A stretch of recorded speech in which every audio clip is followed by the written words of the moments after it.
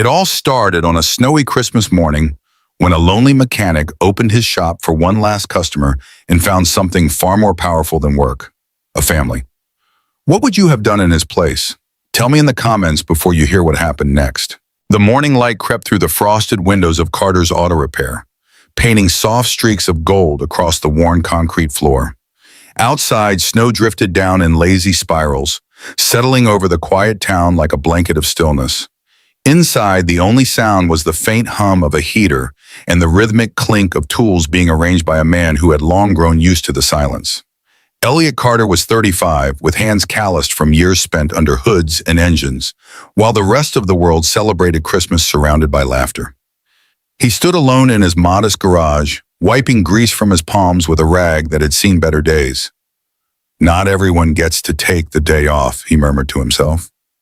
A phrase he had repeated so often it almost felt like truth, but deep down, even he knew it was just an excuse, a way to fill the empty space where family used to be. The little artificial Christmas tree sat on the counter, its lights blinking unevenly, one bulb stubbornly flickering out of rhythm. He had bought it years ago, back when he still believed small things could change the feeling of a place. Now it was more habit than hope. Still, when the tiny lights cast their faint glow across the shop, it softened the edges of the loneliness just a little.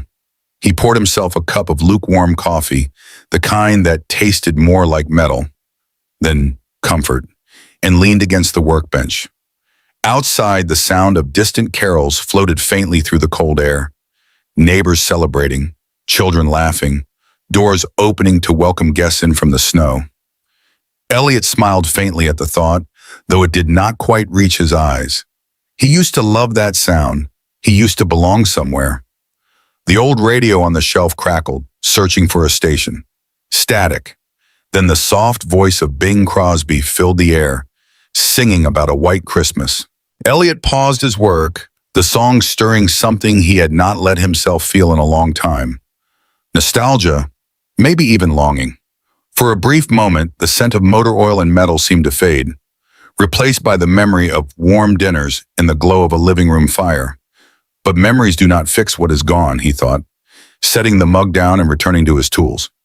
It was not that he disliked Christmas, he just no longer knew what to do with it.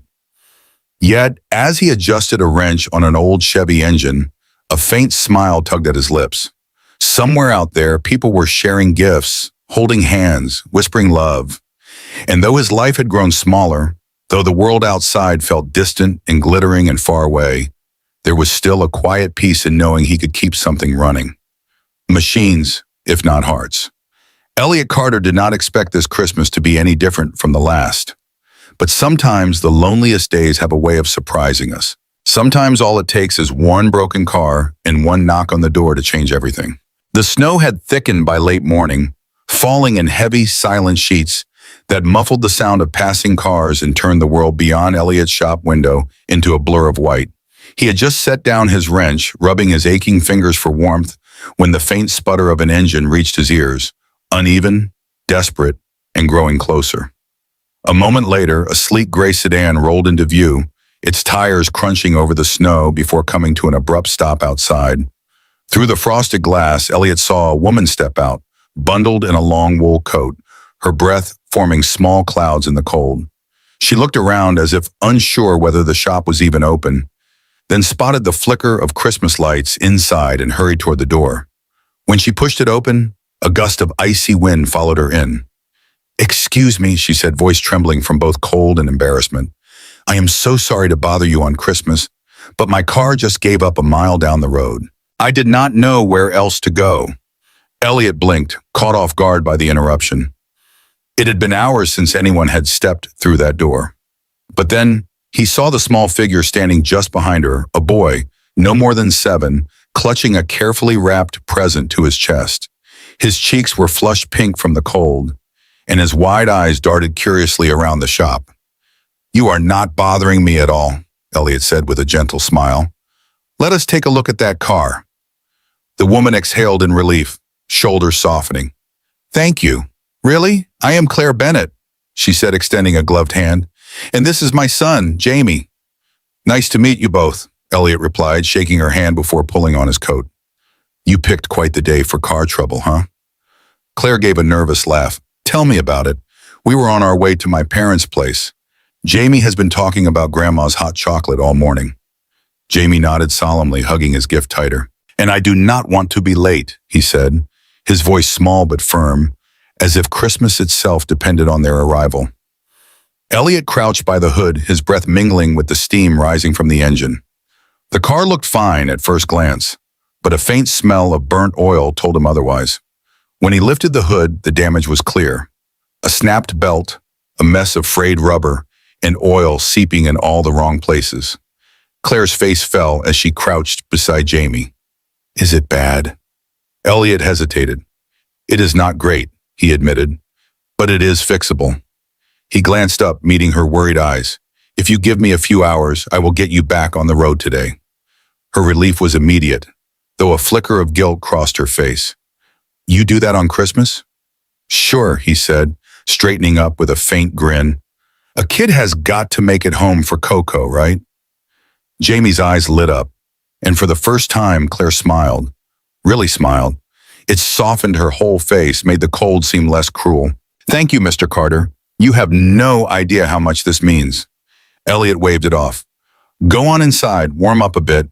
There is coffee and hot chocolate on the counter. As they stepped back into the glow of the shop, Elliot turned to his tools, the hum of the storm fading behind him. It was strange. After so many quiet holidays spent alone, the sound of another voice in his space felt good. As he worked, he caught glimpses of the boy through the window. Jamie's small hands pressed to the glass, watching every movement with awe, and for the first time in a long while, Elliot found himself humming along to the radio, a quiet rhythm rising beneath the storm. Unaware that this Christmas morning, this ordinary act of fixing a broken car was about to change everything he thought he knew about home. The hours slipped by in a quiet rhythm, the hiss of snow against the windows, the low hum of the radio, the steady clink of Elliot's tools as he worked beneath the hood.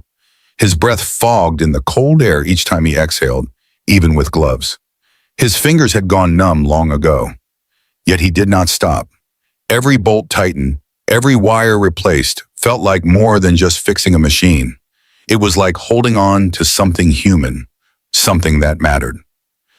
Inside, Claire sat with her hands wrapped around a paper cup of hot chocolate, the steam softening her pale cheeks. Jamie was perched beside her, swinging his legs off the chair, eyes fixed on the garage window. He is still out there, the boy whispered. He must be freezing. Claire smiled faintly, brushing a strand of hair from his forehead. He is helping us get home, sweetheart. Let us hope Santa remembers to send him a heater next year. The joke made Jamie giggle, but when he looked back outside, his small hand lifted in a wave through the glass. Elliot looked up just in time to see it and, without meaning to, smiled back. By the time the last bolt clicked into place, the sky had begun to dim. The snow had thickened again, swirling under the yellow glow of the streetlights. Elliot straightened, wiped his hands on a rag, and turned the key in the ignition. The engine coughed once, then roared to life, strong, smooth, and steady. He exhaled a long breath of relief, the kind that felt like warmth spreading from the inside out. Pushing the door open, he called into the shop. She is all set. Claire was on her feet in an instant. You fixed it. Elliot nodded, wiping his hands once more. She is as good as new. You will make it home in time for that hot chocolate. For a moment, she just stood there, blinking back tears that caught the shimmer of the Christmas lights. I do not even know how to thank you, she said, reaching for her purse. Please at least tell me what I owe you. Elliot hesitated. He thought about the hours he had spent, the parts he had used, the long quiet nights he had worked just to keep this place alive. But then he looked at the small boy clutching his gift again, his face glowing with excitement and hope. Elliot's decision came easily. Nothing, my own, he said softly. It is Christmas. Just get where you need to be. Claire froze, her brows knitting. I cannot let you do that, please. You have already done so much. Elliot shook his head, his smile gentle but firm. Consider it my gift to you. Besides, I think someone is waiting for you, and I doubt they would forgive me if I made you late. That was it. The wall she had held up all day broke. Claire set her purse aside and stepped forward, her eyes shimmering. "You have no idea how much this means to me," she whispered, her voice trembling as she wrapped her arms around him in a brief, heartfelt hug. It was quick, just a human moment shared between two strangers, but something in it lingered, something warm and real that neither of them quite expected. "Thank you," she said again as she pulled away. Elliot only nodded, not trusting his voice to say more. He stood at the doorway as she and Jamie climbed into the car, the taillights glowing red against the falling snow. The boy turned in his seat and waved through the frosted window, his little face lit up with joy. Elliot lifted a hand in return, his chest tight with a feeling he had not known in years as the car disappeared down the quiet road, the sound of its engine fading into the hush of winter. Elliot stayed there, alone again, but not lonely. For the first time in a long while, the stillness of his shop did not feel empty. The Christmas lights flickered against the glass, and somewhere deep inside him, something small but certain began to glow. Maybe kindness was its own kind of gift, he thought. One that did not need wrapping paper, just a willing heart. The next morning, the world outside was still draped in white. Snow blanketed the streets, soft and untouched, and the town lay quiet beneath a pale winter sun. Inside Carter's auto repair, the faint smell of coffee filled the air as Elliot leaned over his workbench, trying to focus on a stack of invoices that did not really matter. His mind kept drifting back to the night before, to the way Claire's eyes had glistened in the glow of the shop lights, to the sound of Jamie's laughter fading into the snow. It had been years since something so simple had stayed with him this long. The phone on the counter rang, startling him out of his thoughts. Hardly anyone called this early, especially the day after Christmas. Wiping his hands on a rag, he picked up the receiver. "Carter's Auto Repair," he said, his voice still rough from the cold morning air. "Mr. Carter," a deep, steady voice asked. "This is Robert Bennett. I believe you helped my daughter Claire yesterday." Elliot straightened instinctively. "Yes, sir. They were having car trouble on their way out of town. I hope they made it home all right." "They did," Robert said warmly, "and she has not stopped talking about what you did for them. You have no idea how much that meant to her, to my grandson, and to me." Elliot smiled faintly, though the praise made him uncomfortable. "I am just glad I could help. They seemed like good people, and it did not feel right to charge them on Christmas." There was a pause, the kind filled with quiet understanding. Then Robert spoke again, his tone thoughtful. "You know, Mr. Carter, people fix a lot of things in this world. Machines, buildings, numbers, but it is rare to meet someone who repairs trust. My daughter has been through a difficult few years. And your kindness? Well, it reminded her that there are still good people out there." Elliot did not quite know how to respond. He was not used to being seen that way. "I just did what anyone else would have," he said softly. "I do not think so," Robert replied with a low chuckle. "If that were true, the world would look a lot different." The line went quiet for a moment. Elliot could hear faint laughter in the background, a child's voice. Jamie, probably. It brought a small warmth to his chest. "I wanted to call and thank you personally," but Robert continued, "but that does not feel like enough. I would like to meet you, Mr. Carter, to shake your hand and thank you properly. Would you mind if I stopped by the shop sometime this week?" Elliot blinked, caught off guard. "Oh, that is really not necessary," he said quickly. "I was just doing my job." "I know you were," Robert said, his voice kind but firm. "I would like to come by, humor an old man who believes gratitude should be face to face." Elliot let out a small breath, smiling despite himself. "All right," he said at last, "if you insist."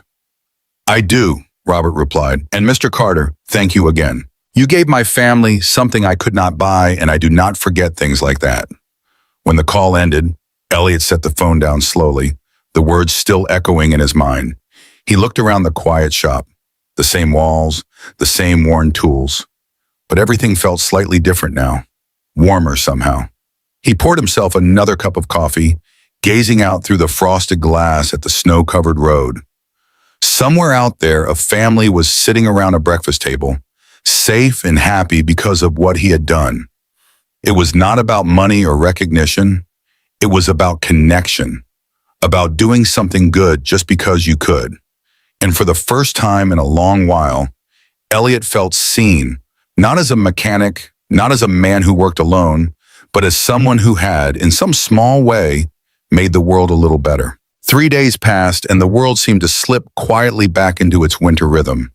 The roads were clearing, the holiday songs fading from the radio, and life at Carter's Auto Repair returned to its usual stillness.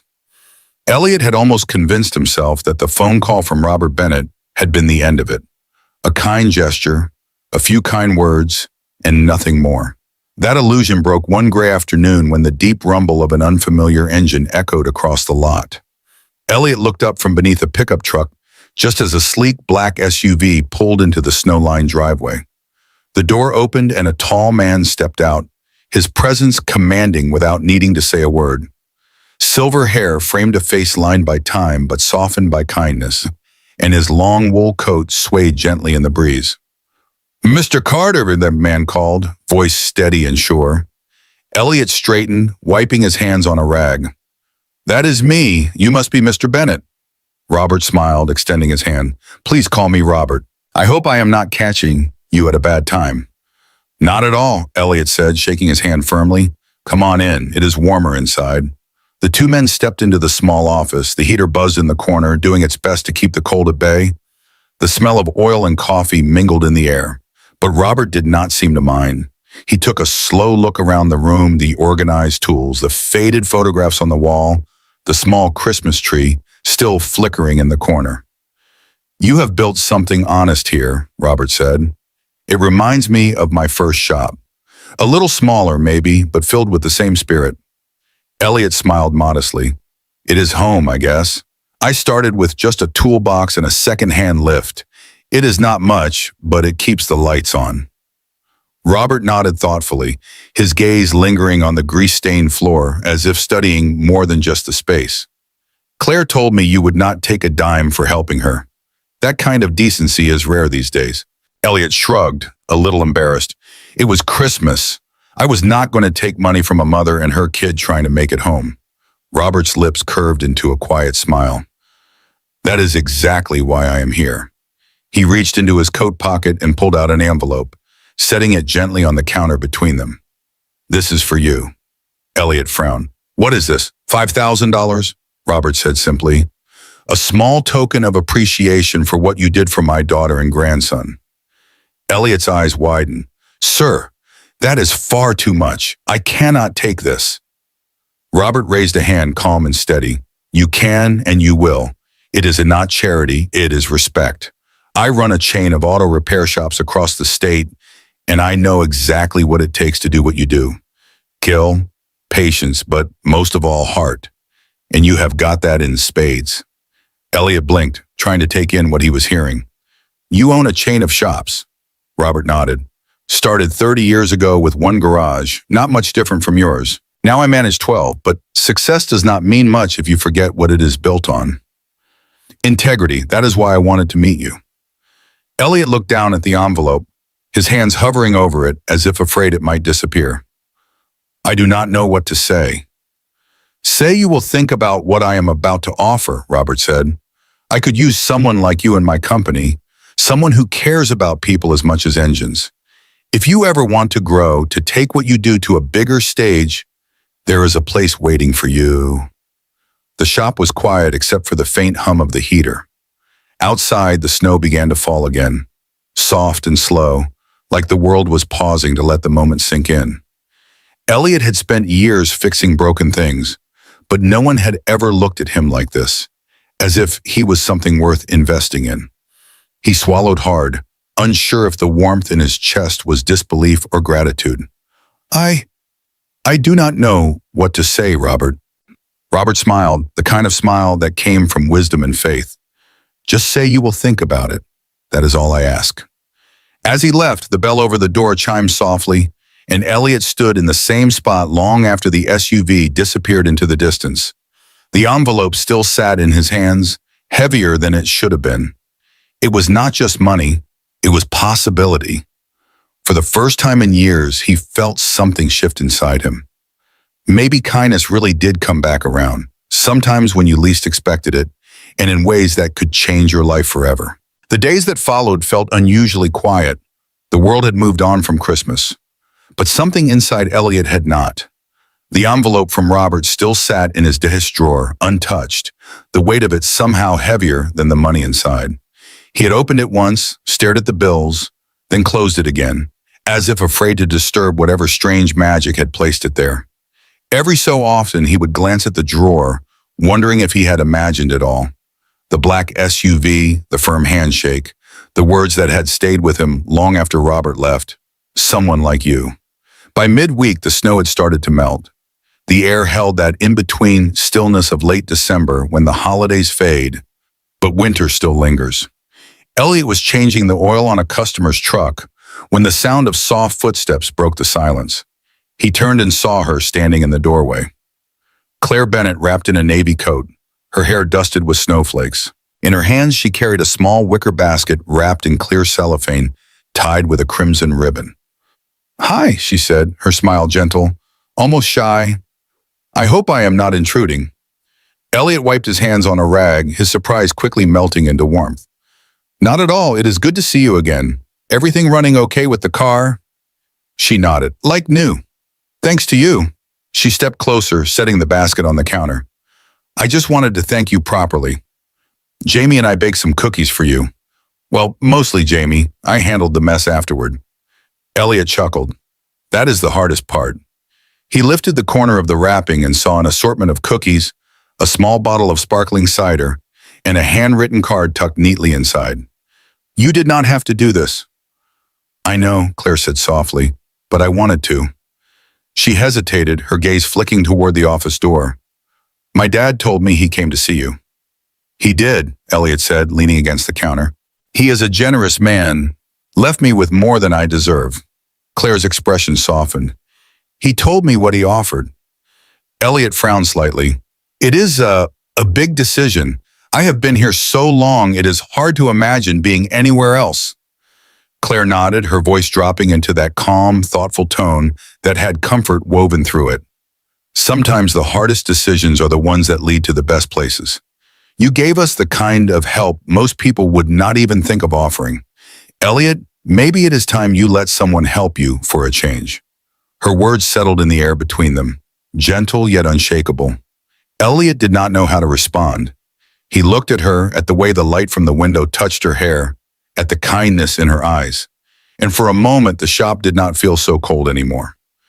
"Claire, he began quietly, "I do not even know if I would fit in that world. Your dad runs an empire. I am just a guy who fixes engines and drinks bad coffee." She smiled. A small, knowing smile. "That is exactly why you would fit, because you have not forgotten what matters." Elliot exhaled slowly, his resistance softening. "You really think I should take it?" "I think," she said, "you should stop doubting that you deserve something good." The words landed deep, deeper than he expected.